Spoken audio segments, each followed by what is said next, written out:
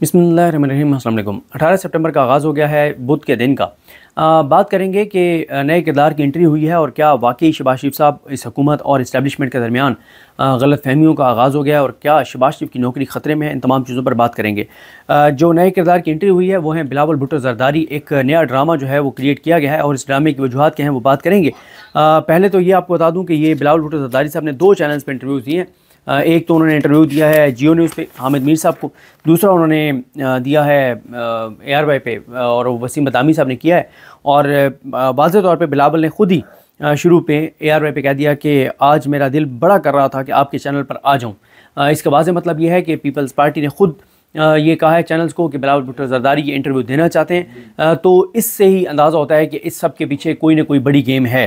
पहले बात कर लेते हैं बिलावल ने क्या कुछ कहा है। बिलावल ने कहा है कि चार्टर ऑफ डेमोक्रेसी जो हुआ था 2006 में, उसमें हमने पीपल्स पार्टी और नून लीग ने आपस में वादा किया था कि हम एक आईनी अदालत कॉन्स्टिट्यूशनल कोर्ट बनाएंगे। अब बिलावल भुट्टो ज़रदारी का पहला झूठ तो यहीं से पकड़ा गया कि 2006 में आपने कहा था, तो 2006 से लेके और अब 2024 आ गया है, यानी 18 साल बाद आपको याद आए, वो भी रात की तारीकी में आपको याद आया, वो भी आपको डरबे में मुर्गियों की तरह, भेड़ बकरियों जानवरों की तरह आपके MNAs को बंद करके आपको याद आए, वो भी आप इस तरह से जैसे वो हसन निसार साहब ने कहा है ना कि इन्होंने इसलिए ये मुसद्दा छुपाया हुआ था क्योंकि वारदात हमेशा छुपाई जाती है, तो ये छुपा के वारदात डाल रहे थे। मतलब अगर आप इतनी बड़ी 2006 से आपका था तो भाई आप तो 2006 से लेकर 2024 तक नून लीग, शरीफ ख़ानदान, ज़रदारी ख़ानदान, आप उस वक्त से एक हैं। दरमियान में आपने सिर्फ ड्रामा किया, एक दूसरे की लड़ाई का, मुखालफत का, एक दूसरे के खिलाफ बयान का, वरना तो आप अंदर से एक हैं। आप कैसे एक हैं कि पीपल्स पार्टी के दौर में 2008 से लेकर 2013 तक नवाज शरीफ ने इल्ज़ामात लगाए पीपल्स पार्टी पर, ये करप्शन की और बड़ा एक दूसरे के खिलाफ बयान, सारा कुछ। 2013 में नवाज शरीफ वज़ीर-ए-आज़म बनते हैं और एक केस भी टेकअप नहीं करते। 5 साल नवाज शरीफ जो इल्ज़ामात लगाते रहे पीपल्स पार्टी की करप्शन और लूट मार के, 2013 में एक भी केस नहीं बनाया उन्होंने पीपल्स पार्टी पर। फिर क्या होता है, ये चलते रहते हैं। 2014 में धरना होता है, फिर ये एक हो जाते हैं। तो ये अंदर से एक है, ये सिर्फ बाहर से ड्रामा करते हैं एक दूसरे की मुखालफत का, ताकि किसी तीसरी पार्टी को मौका ना मिले, जो कि मिल चुका है इमरान खान को, PTI को। और अब PTI एक तरफ है, 80%, 70-80% PTI की पॉपुलैरिटी है, लोग हैं उसके साथ, बाकी सारी पोलिटिकल पार्टीज जो है वो 20% हैं। अच्छा, अब आ जाए उससे आगे। फिर एक और चीज़ है भाई, आपने अपने दौर में 18वीं तरमीम की थी, आपने आइन की पता नहीं कितनी शिकें, आप तकरीबन आइन सारा बदल दिया था, तो आप 18वीं तरमीम में ये कर लेते। उस वक्त आपने क्यों नहीं की ये चीज़ें। उसके बाद बिलावल साहब ने एक बात किया, उन्होंने कहा जी 2/3 अक्सरियत हमारे पास नहीं थी, हुकूमत के पास 2/3 अक्सरियत नहीं थी। यानी बिलावल यहाँ पे हुकूमत की नाकामी का एतराफ़ भी कर रहे हैं। और ये अच्छा, बिलावल वैसे तो जो है वो असल में डाल रहे थे इनके ऊपर, नून लीग के ऊपर। और ये भी मैं आपको बताता चलूँ कि मुझे जो लगता है वो ये है कि ये अब पीपल्स पार्टी फ्रंट पे आई है। आसिफ अली ज़रदारी जो कि ब्रोकर हैं और आपको पता ही है कि वो ख़रीदो फ़रोख्त में, सियासी जिस्म फरोशी में और इन चीज़ों में, ज़मीर ख़रीदने में, सेंधो उसमें मंडियाँ लगाने में, और इसमें वो कितने माहिर हैं। और गो के वो बज़ाहिर आगे फ्रंट मैन होते हैं, पीछे कोई और सारी चीज़ें कर रहे होते हैं। वो तो सिर्फ जाके और पेमेंट देने में और ये चीज़ें करने में एक्टिव होते हैं, पीछे से कुछ और चीज़ें होती हैं। अगर इतना बड़ा सियासतदान था, ज़रदारी करवा लेता। लेकिन अब बिलावल को सामने ला के एक कोशिश ये भी पीपल्स पार्टी कर रही है कि जो नया एक वार होना है आईनी तरमीम की कोशिश के लिए, उसके लिए पीपल्स पार्टी ये जो कुछ कर रही है, इसके मकासद 3-4 हो सकते हैं। यहीं पे बता देता हूँ, बजाय इसके कि मैं वीडियो के आखिर में जाके बात करूँ, यहीं पे बात आ गई तो कर लेते हैं। एक वजह तो ये हो सकती है कि अब वाकई इस्टेब्लिशमेंट जो है उनको ये हुआ कि नून लीग ने बड़ा ब्लंडर किया, हमाकत की है, और नून लीग पे गुस्सा भी हो इस्टेब्लिशमेंट को, और ये हो कि आप ज़रदारी को कहा हो कि भाई आप अब एक्टिव हो और आप और आपका बेटा और आप सारे करें। लेकिन बात यह है कि पहले भी तो अगर हम अब ये सिर्फ नून लीग पे डाल दें तो ये भी नामुनासिब है। क्यों? जो कुछ नून लीग तो बेचारी की तो हैसियत और औकात ही कोई नहीं है। जो कुछ आज तक हो रहा है वो आपको पता है कहाँ से हो रहा है, कैसे हो रहा है। ये तो सिर्फ एक फ्रंट फेसेस हैं, बाकी तो इनके ये तो बेचारे पानी अपनी मर्ज़ी से नहीं पी सकते, ये तो बेचारे सांस अपनी मर्ज़ी से नहीं ले सकते। और जैसे वो मनीफ फारूक साहब पहले वो जनाब खुशियाँ मनाते रहे, डराते रहे कि इस्टेब्लिशमेंट ने नंबर पूरे कर लिए हैं, जैसे ही आईनी तरमीम नहीं हुई तो सारे कुछ हुकूमत पे डाल दिया, नून लीग पे डाल दिया कि बड़े नायल हैं, निकम्मे हैं। जैसे फैसल वाडा साहब ने भी डाल दिया इनके ऊपर। तो सारा देखें, मैं ये समझता हूँ कि ये सिर्फ नून लीग की नाकामी नहीं थी, ये इस्टेब्लिशमेंट, नून लीग, पीपल्स पार्टी, ये ML वली, MQM, काफ लीग, चौधरी शुजात हुसैन, इस्तेकाम पाकिस्तान, ये पूरा निज़ाम, जस्टिस काजी फाइज ईसा साहब, इलेक्शन कमिश्नर, ये सब की मुश्तरका नाकामी थी। सब एक तरफ थे इमरान खान एक तरफ था और ज़ाहिर है जो मौलाना फजल रहमान साहब हैं उन्होंने वो गेम चेंजर साबित हुए और उन्होंने एक ऐसी शॉट खेली कि जिससे सारी सूरत हाल जो है वो बदल गई। तो ये नाकामी जो है वो सबकी नाकामी है, पूरे निज़ाम की नाकामी है बशमूल इस्टेब्लिशमेंट। अगर इस्टेब्लिशमेंट अपने आप को वो करने के लिए कहती है कि जी ये तो नून लीग की नाकामी है, तो ये बहरहाल मैं इससे इतफाक़ नहीं करता। ये सब की नाकामी है बशमूल इस्टेब्लिशमेंट, नून लीग, पीपल्स पार्टी सब। और पीपल्स पार्टी ये क्यों कर रही है? पीपल्स पार्टी ये सब कुछ इसलिए कर रही है कि एक तो ये हो सकता है कि बाकी अब इस्टेब्लिशमेंट ये चाह रही हो कि नून लीग ने कुछ चीज़ें मिसमैनेज की हैं, तो जरदारी पुराना खिलाड़ी है और वो चीज़ों को एग्जीक्यूट ठीक से कर लेता है। मैं आपको दोबारा बता रहा हूँ, जब भी जरदारी ने कोई मूव की है पीछे इस्टेब्लिशमेंट ही हुई है। वो सिर्फ फ्रंट मैन है, ठीक है, वो सिर्फ ब्रोकर है। ये नहीं है कि वो बहुत बड़ा कोई सियासतदान है आसिफ अली जरदारी और उसके पास को बहुत ये है, वो कुछ भी नहीं है। सिर्फ वो ये है कि फ्रंट मैन है। मैं बार बार आपको कह रहा हूँ वो एक ब्रोकर है, इससे ज़्यादा उसकी कोई हैसियत नहीं है। और वो जो है वो पीछे सब कुछ कोई और करके देता है और आगे सिर्फ उसका फेस होता है। तो ये हो सकता है कि नई जो कोशिश है उसमें यह है कि नून लीग को साइड पर रख के और बिलावल को आगे उतारा गया हो।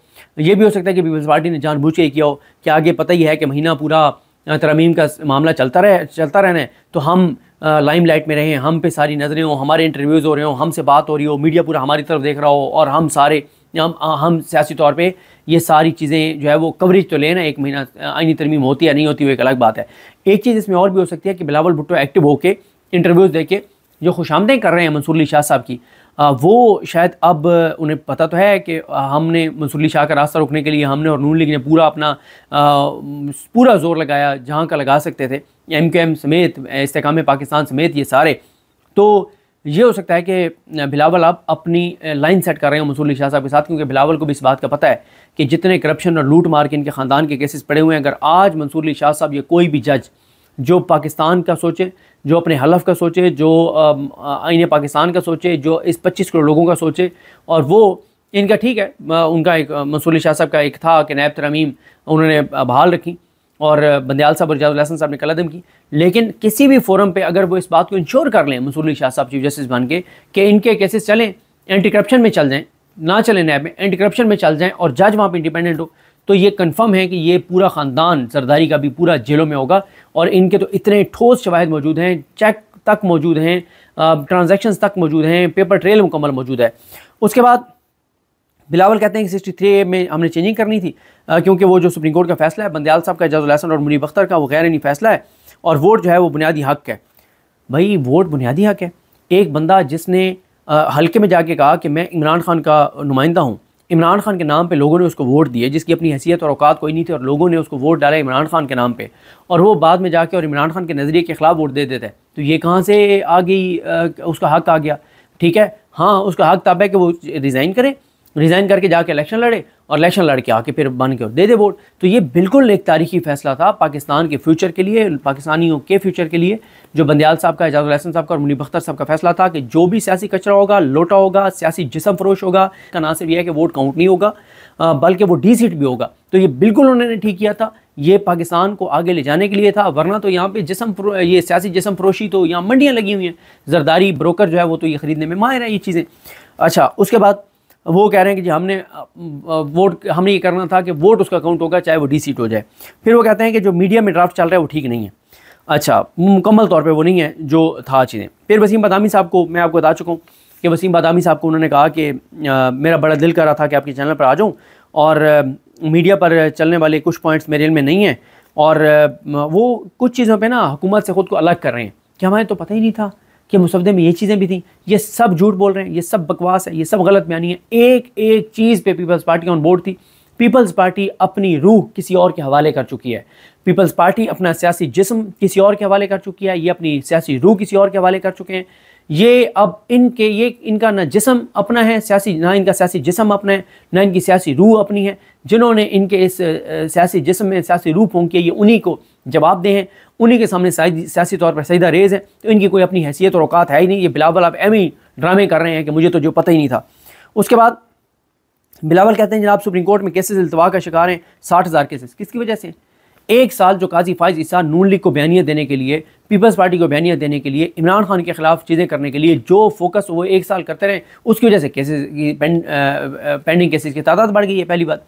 दूसरी बात यह है कि भाई अगर 60,000 केसेस सुप्रीम कोर्ट में पेंडिंग है तो 20 से 25 लाख तो नीचे डिस्ट्रिक्ट कोर्ट्स में पेंडिंग है, तो आप डिस्ट्रिक्ट कोर्ट्स में कर देना, डबल शिफ्ट कर दें।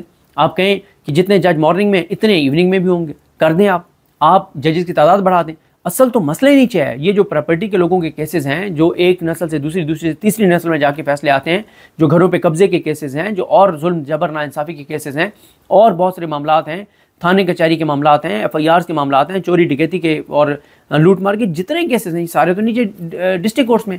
तो उनके ऊपर आप कर देना, उधर आप तादाद बढ़ाते, उधर आपने बढ़ाई नहीं है। पूरे पाकिस्तान के बच्चे को पता है। और ये बिलावल भुट्टो जरदारी और पीपल्स पार्टी अब कह रही है बेनज़ीर भुट्टो का ख्वाब था, बेनज़ीर भुट्टो का ख्वाब था ये आईनी अदालत बनवाना। तो अब आप चाहते हैं कि बेनज़ीर भुट्टो को गालियाँ पड़ें, जो कि नहीं देनी चाहिए। वो फौत हो गई, अल्लाह ताला उनके दर्जात बुलंद करे, उनकी मग़फ़िरत करे। फिर उन्होंने जनाब साथ ना, आपको पता ही है, फिर बिलावल साहब और शहबाज शरीफ साहब नौकरी तो पक्की करते हैं, तो साथ उन्होंने कहा कि इमरान खान ने जनाब आर्मी चीफ के ख़िलाफ़ बयान दिया, तो ये है तो वो है, तो इनसे बात नहीं हो सकती और इस तरह की बात। और उन्होंने कहा कि हुकूमत की एक विश लिस्ट थी जिस पर उन्होंने 1-2 हफ्ते पीपल्स पार्टी को एंगेज किया, और फिर हमने हुकूमत को समझाने की कोशिश की कि आप क्लीन तरमीम लाएँ। फिर वो कहते हैं कि हुकूमत का प्रपोज़ल यही था कि जजेस की एज रिटायरमेंट जो है वो बढ़ाई जाए। हमने उसको मुखालफत की और हमने कहा कि बल्कि आप जो जजेस की अपॉइंटमेंट की एज है उसको कम करें, क्योंकि ज़रा कम उम्र जो हमारे वकला हैं वो जजेस बने। तो हमने ये कहा है, हमने जजेस की रिटायरमेंट एज बढ़ाने की बकौल बिलावल की हमने मुखालफत की, जो कि वो बिल्कुल झूठ बोल रहे हैं, गलत बयानी कर रहे हैं। फिर वो कहते हैं कि आईनी अदालत के लिए हुकूमत कहती थी कि 67 ईयर हो एज लिमिट यानी रिटायरमेंट की, JUEF कहती थी 65 साल हो। हमने कोई उम्र की शर्त नहीं रखी। हमने तो ये कहा कि ये पर्सन स्पेसिफिक नहीं होना चाहिए, कि ये नहीं लगना चाहिए कि जो तरमीम हो रही हैं ये किसी को इन करने के लिए हो रही हैं, किसी को आउट करने के लिए हो रही हैं। उसके बाद उन्होंने कहा कि ये ड्राफ्ट है, ये कच्चा ड्राफ्ट। उन्होंने कहा कि जो ड्राफ्ट इस वक्त घूम फिर रहा है ये कच्चा ड्राफ्ट है। फिर उसके बाद बिल्कुल बिलावल मुकर गए कि उस दिन को पक्की तैयारी थी आईनी तरमीम करने की, मुकर गए कि नहीं वो तो अभी कंसेंसस होना था, ये होना। झूठ बोल रहे हैं, गलत बयानी, झूठ का पलंदा, सारा बकवास का पलंदा। फिर उसके बाद वो कहते हैं जी देखें, जब आप कुछ चीज़ें आप हम बनवाना चाहते हैं आईनी अदालत की बात, फिर हमें कुछ हुकूमत की भी माननी पड़ेंगी, कुछ JUEF की भी माननी पड़ेंगी। तो वो ये शो करा रहे हैं कि जो उसमें घटिया तरमीम है लोगों की नज़र में, वो घटिया तरमीम तो नून लीग की हैं, हमारी बड़ी अच्छी तरमीम है, और हम इसलिए वो घटिया तरमीम मान रहे हैं क्योंकि वो हमारी मजबूरी है, हमने अपनी भी तरमीम करवानी है, तो कुछ उनकी भी माननी पड़ेगी। अच्छा, फिर वो कहते हैं जी मंसूर अली शाह साहब की बहुत उन्होंने तारीफ़ें की और उनको मुतनाज़ नहीं बनाना चाहिए। और फिर उन्होंने पूछ लिया बदामी साहब ने कि मंसूर अली शाह साहब अगले चीफ जस्टिस होंगे। उन्होंने कहा जी बिल्कुल अगले चीफ जस्टिस मंसूर अली शाह होंगे। इससे अंदाज़ा होता है कि इनको भी पता चल गया कि काम पे टांग गई हैं और ये नाकाम हो गए, तो अब ये आगे अपनी लाइन सेट कर रहे हैं मंसूर अली शाह साहब के साथ। फिर उन्होंने ये भी कहा, काजी फैसल साहब की भी खैर बहुत तारीफ़ें की कि अगर वो आईनी अदालत में आ जाते हैं तो ताकि उनके साथ भी लाइन सेट हो। अच्छा, उसके बाद मिलिट्री कोर्ट्स की वो कहते हैं तजवीज़ थी, हमने मुखालफत की। आर्टिकल 8 में तरमीम करना चाहते थे, हमने उसकी मुखालफत की और हमने कहा कि जी आप जॉइंट सेशन बुलाएं। अगर आप मिलिट्री कोर्ट्स, नई मिलिट्री कोर्ट्स नून लीग बनाना चाहती थी बकौल बिलावल भुट्टो जरदारी के, ये है औकात नवाज शरीफ की, ये है औकात शहबाज शरीफ की, ये है औकात इनके पूरे ख़ानदान की, इनकी पूरी जमात की। और फिर हमें वसीम अब्बासी साहब हमारे बड़े प्यारे दोस्त हैं, बड़ा मेरा एहतराम का ताल्लुक़ है। फिर वो कहते हैं जनाब वसीम अब्बासी साहब के मियाँ नवाज शरीफ को जब मुसवदा देखा मियाँ सब, तो फ़ौरन मियाँ सब ने गाड़ी में बैठे, उन्होंने कहा जी मैंने नहीं वोट देना। मैं बसद एहतराम वसीम अब्बासी साहब से इख्तलाफ़ करता हूँ। मियाँ नवाज शरीफ की ना तो इतनी हैसियत है, ना औकात है कि वो इनकार कर सकें। मियाँ साहब को ज़रा चेक करें कौन वहाँ से किस तरह से लायक था और कौन है जो मियाँ साहब को लंदन नहीं जाने दे रहा कि जब तक ये आप आईनी तरमीम नहीं करेंगे आप लंदन नहीं जा सकते। किसने मियाँ साहब को रोका हुआ है और कितने मिन्नत तरले इस वक्त जारी हैं, ये ज़रा वसीम अब्बासी साहब खुद चेक कर लें। उसके बाद ये सारी चीज़ें हुई हैं। देखें, मैंने आपको बता दिया कि लगता यही है कि गलत फहमियों का तो बहरहाल ठीक है, इस्टेब्लिशमेंट की इसमें नाकामी है, लेकिन इस्टेब्लिशमेंट अब ये सारा मलबा बज़ाहिर तो इस्टेब्लिशमेंट के लोग जो हैं वो फैसल वाडर साहब जो स्पोक्स पर्सन है इस्टेब्लिशमेंट के, वो इस हुकूमत पे डाल रहे हैं सारा कुछ। ये नहीं कह रहे कि इस्टेब्लिशमेंट की नाकामी थी, और हुकूमत तो कहती है कि हमने तो नंबर पूरे करने ही नहीं थे, हमारी तो अपनी पार्टी के बंदे उन्होंने पूरे करके देने थे इस्टेब्लिशमेंट ने, तो नून लीग इस्टेब्लिशमेंट पे डाल रही है। पीपल्स पार्टी जो है वो नए एक वो खोल के आगे। देखें, मुझे लगता है कि अगर तो ये जो फैसल वाडर साहब बयान दे रहे हैं और कि ये हुकूमत ने कुछ चीज़ें मिसमैनेज की हैं, और या इस्टेब्लिशमेंट को ये गुस्सा हो कि यार सारा कुछ हमने करके दे दिया, एक बंदा आपसे मैनेज नहीं हुआ या 2 बंदे आपसे मैनेज नहीं हुए, तो फिर ये हो सकता है कि गलत फहमियों का आगाज़ बिल्कुल हो चुका हो जाए और फिर शहबाज शरीफ की नौकरी ख़तरे में पड़ सकती है। लेकिन अगर कोई ये समझता है कि इस्टेब्लिशमेंट कोई जो है वो अभी कोई ये कर देगी कि मतलब अल्टीमेटली तो खैर उसी तरफ जाना है, इलेक्शन की तरफ, लेकिन फ़ौरी तौर पे इनकी हुकूमत को गिरा दिया जाएगा। मेरे ख्याल थोड़ा सा ये UN ये जा रहे हैं शहबाज शरीफ, उसका वेट किया जाएगा, और जो IMF के फ़ंड आने, पैसे आने, उनका इंतज़ार किया जाएगा। लेकिन उसके बाद शहबाज शरीफ साहब की बिल्कुल नौकरी ख़तरे में हो सकती है, उनकी छुट्टी भी हो सकती है।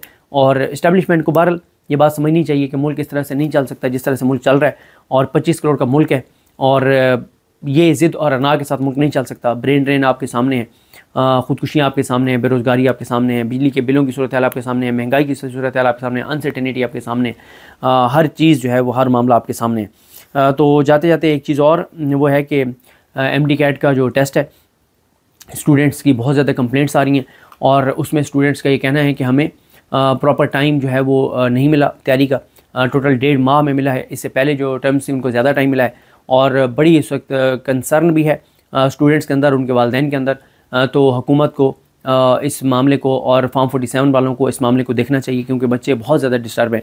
और पहले भी हमने देखा, खुदा ना करे कि ये इतना सेंसिटिव मामला होता है कि इसमें ख़ुदकुशियों की भी इतलात आती हैं, क्योंकि तलबा इतने सेंसिटिव होते हैं मेडिकल में दाखिला लेने के लिए, मेडिकल कॉलेजेस में दाखिला लेने के लिए और डॉक्टर बनने के लिए। तो हुकूमत वक्त को फॉर्म 47 वाली है, ज़ाहिर है इन्हीं को ही कहना पड़ेगा कि इस मामले को देखें। अगर स्टूडेंट्स को ये कम टाइम मिला है, उनको टाइम ज़्यादा मिलना चाहिए, तैयारी का टाइम मिलना चाहिए, और उनका ये थोड़ा सा अगर टेस्ट आगे भी चला जाएगा तो कोई इसमें हर्ज नहीं है।